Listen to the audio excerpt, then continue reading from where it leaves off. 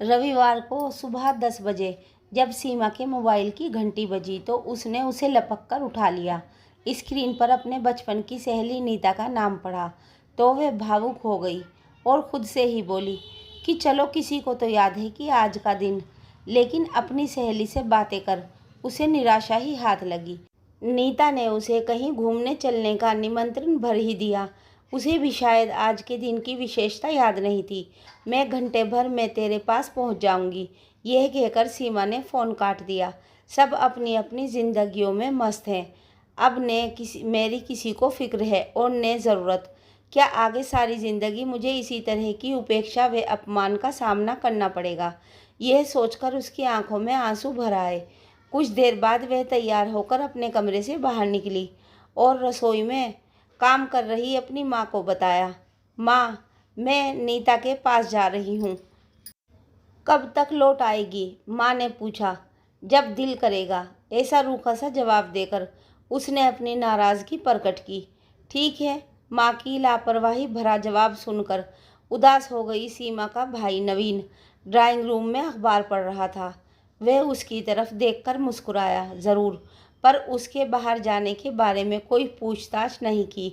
नवीन से छोटा भाई नीरज बरामदे में अपने बेटे के साथ खेल रहा था। कहाँ जा रही हो दीदी? उसने अपना गाल अपने बेटे के गाल से रगड़ते हुए सवाल किया। नीता के घर जा रही हूँ, सीमा ने शुष्क लहजे में जवाब दिया। मैं कार से छोड़ दूँ उसके घर तक? नहीं, मैं रिक्शा से चली जाऊँगी। आपको सुबह सुबह किसने गुस्सा दिला दिया है? यह मत पूछो। ऐसा तीखा जवाब देकर वह गेट की तरफ तेज चाल से बढ़ गई। कुछ देर बाद नीता के घर में प्रवेश करते ही सीमा गुस्से से फट पड़ी। अपने भैया भाभीियों की मैं क्या शिकायत करूं? अब तो माँ को भी मेरे सुख दुख की कोई चिंता नहीं रही। हुआ क्या है यह तो बता, नीता ने कहा।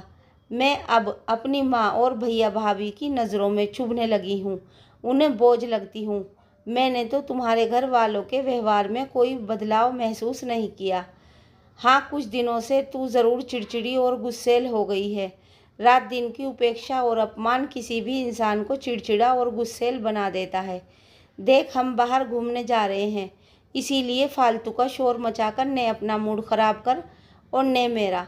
नीता ने उसे प्यार से डपट दिया। तुझे भी सिर्फ अपनी ही चिंता सता रही है। मैंने नोट किया है कि तुझे अब मेरी याद तभी आती है जब तेरे मियाँ जी टूर पर बाहर गए हुए होते हैं। नीता, अब तू भी बदल गई है। सीमा का गुस्सा और बढ़ गया। अब मैंने ऐसा क्या कह दिया जो तू मेरे पीछे पड़ गई है? नीता नाराज़ होने के बजाय मुस्कुरा उठी। किसी ने भी कुछ नहीं किया है, बस मैं ही बोझ बन गई हूँ सब पर। सीमा रोआसी हो उठी। तुम्हें कोई बोझ नहीं मानता है जाने मन। किसी ने कुछ उल्टा सीधा कहा है तो मुझे बता। मैं इसी वक्त उस कमअक्ल इंसान को ऐसा डांटूंगी कि वह जिंदगी भर तेरी शान में गुस्ताखी करने की हिम्मत नहीं करेगा। नीता ने उसका हाथ पकड़ा और पलंग पर बैठ गई। किस किस को डांटेगी तू? जब मतलब निकल जाता है तो लोग आंखें फेर लेते हैं। अब तेरे साथ ऐसा ही व्यवहार मेरे दोनों भाई और उनकी पत्नियां कर रही हैं, तो इसमें हैरानी की कोई बात नहीं है। मैं बेवकूफ़ पता नहीं क्यों आंसू बहाने पर तुली हुई हूँ। सीमा की आंखों में सचमुच आंसू बहने लगे थे। क्या नवीन से कुछ कहासुनी हो गई है? उसे आजकल अपने बिजनेस के कामों से फुर्सत ही कहाँ है। वह भूल चुका है कि कभी मैंने अपने सहयोगियों के सामने हाथ फैलाकर कर्ज मांगा था उसका बिजनेस शुरू करवाने के लिए। अगर वह कसूरवार नहीं है, तब क्या नीरज ने कुछ कहा है? उसे अपने बेटे के साथ खेलने और पत्नी की जी हजूरी करने से फुर्सत नहीं मिलती। पहले बहन की याद उसे तब आती थी जब जेब में पैसे नहीं होते थे। अब इंजीनियर बन जाने के बाद वह खुद तो खूब ही कमा रहा है, उसके सास ससुर भी उसकी जेबें भरते हैं। उसके पास अब मेरी अपनी बहन से झगड़ने तक का वक्त नहीं है। अगर दोनों भाइयों ने कुछ गलत नहीं कहा है तो क्या अंजू या निशा ने कोई गुस्ताखी की है? मैं अब अपने ही घर में बोझ हूँ, ऐसा दिखाने के लिए किसी को अपनी ज़बान से कड़वे या तीखे शब्द निकालने की ज़रूरत नहीं है। लेकिन सबके बदले व्यवहार की वजह से आजकल मैं अपने कमरे में बंद होकर खून के आंसू बहाती हूँ। जिन छोटे भाइयों को मैं अपने दिवंगत पिता की जगह लेकर सहारा दिया, आज उन्होंने मुझे पूरी तरह से भुला दिया है। पूरे घर में किसी को भी ध्यान नहीं है कि मैं आज 32 साल की हो गई हूँ। तू भी मेरा जन्मदिन भूल गई। अपने दोनों भाइयों का जीवन संवारते और उनकी घर-गृहस्थी बसाते बसाते मैं कितनी अकेली रह गई हूँ। नीता ने उसे गले से लगाया और बड़े अपनेपन से बोली, इंसान से कभी कभी ऐसी भूल हो जाती है कि वह अपने किसी बहुत खास का जन्मदिन याद नहीं रख पाता। मैं तुम्हें शुभकामनाएं देती हूँ। उसके गले से लगे लगे सीमा सुबकती हुई बोली, मेरा घर नहीं बसा। मैं इस बात की शिकायत नहीं कर रही हूँ नीता। मैं शादी कर लेती तो मेरे दोनों छोटे भाई कभी अच्छी तरह से अपने पैरों पर खड़े नहीं हो पाते। शादी न होने का मुझे कोई दुख नहीं है। अपने छोटे भाइयों के परिवार का हिस्सा बनकर मैं खुशी खुशी ज़िंदगी गुजार लूँगी। मैं तो ऐसा ही सोचती थी, लेकिन आजकल मैं खुद को बिल्कुल अलग थलग व अकेला महसूस करती हूँ। कैसे काटूंगी मैं इस घर में अपनी बाकी ज़िंदगी। इतनी दुखी और मायूस मत हो प्लीज़। तूने नवीन और नीरज के लिए जो कुर्बानियाँ दी हैं उनका बहुत अच्छा फल तुझे मिलेगा। तू देखना, मैं इन सब के साथ घुल मिल कर जीना। बस अब अगर और ज़्यादा आंसू बहाएगी तो घर से बाहर निकलने पर तेरी लाल सूजी आंखें तुझे तमाशा बना देंगी।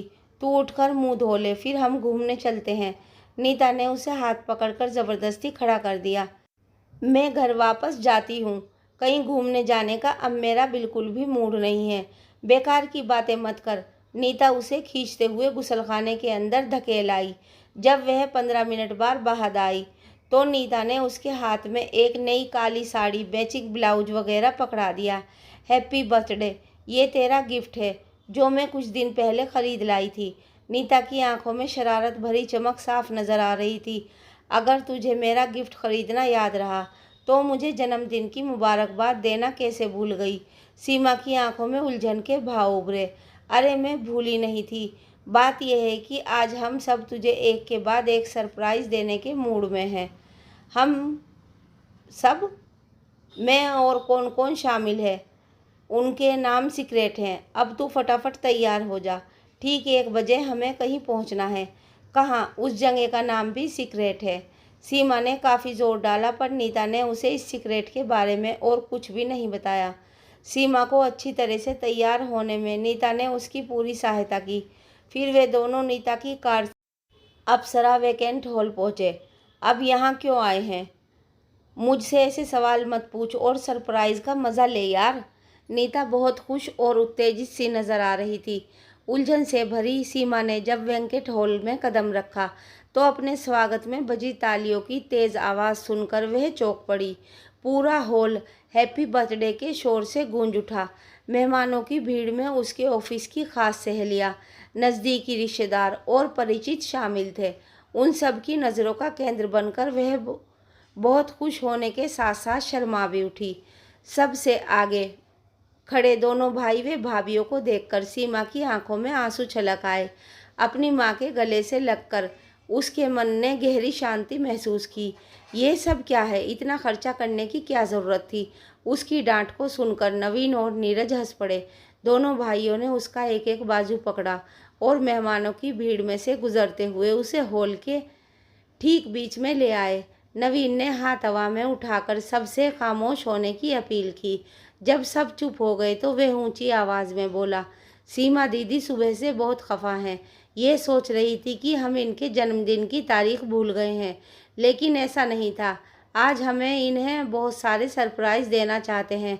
सरप्राइज़ शब्द सुनकर सीमा की नज़रों ने एक तरफ खड़ी नीता को ढूंढ निकाला। उसको दूर से घूसा दिखाते हुए वह हंस पड़ी। अब ये उसे भली भांति समझ में आ गया था कि नीता भी इस पार्टी को सरप्राइज़ बनाने की साजिश में उसके घर वालों के साथ मिली हुई थी। नवीन रुका तो नीरज ने सीमा का हाथ प्यार से पकड़कर बोलना शुरू किया। हमारी दीदी ने पापा की आकस्मिक मौत के बाद उनकी जगह संभाली और हम दोनों भाइयों की ज़िंदगी संवारने के लिए अपनी खुशियाँ व इच्छाएं, इनके एहसानों का बदला हम कभी नहीं भूल सकते, लेकिन हम इनके एहसानों व कुर्बानियों को भूले नहीं हैं।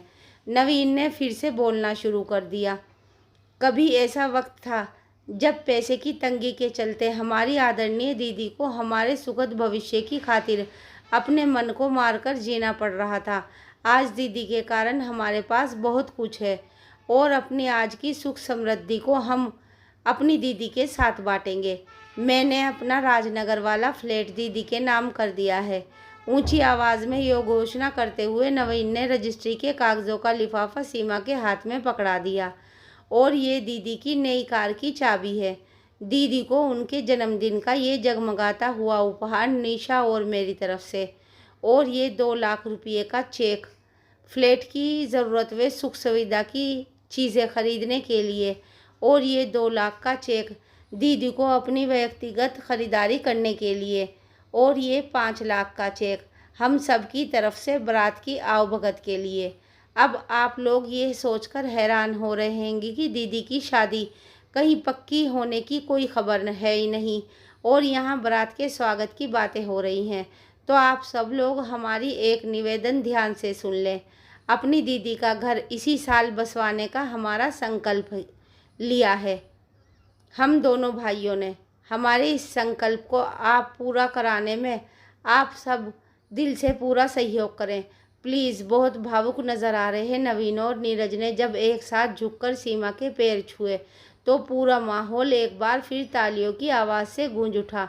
सीमा की माँ अपनी दोनों बहुओं व पोतों के साथ उसके पास आ गई।